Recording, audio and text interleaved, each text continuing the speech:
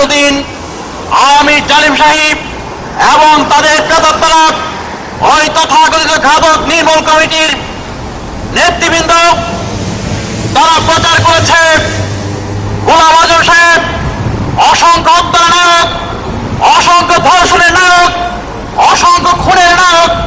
কিন্তু অত্যন্ত দুঃখজনক হল সত্য, অত্যন্ত লজ্জাজনক হল সত্য, তাদের সাজানো ট্রাইব্যুনাল এই ধরনের একটি অভিযোগও প্রমাণ করতে পারে নাই।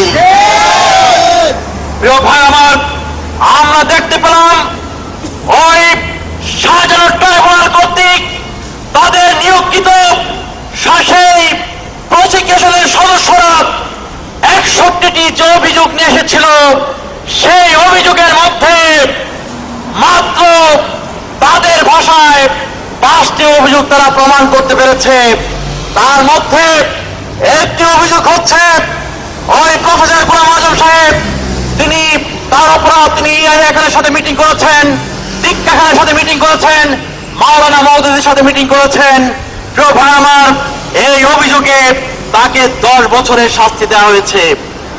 আমরা জানতে চাই এই ধরনের ব্যক্তিদের সাথে মিটিং করা যে অপরাধ, সেই মানবতা বিরোধী অপরাধের কোন সংজ্ঞায় তা বলা আছে, আজকে তা দেশবাসীকে জানাতে হবে।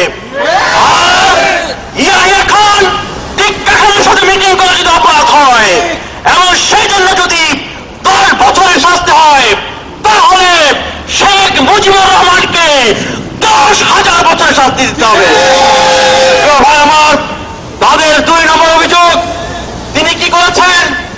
শান্তি কমিটি গঠনের সাথে সহযোগিতা করেছেন, শান্তি কমিটি গঠন করেছেন।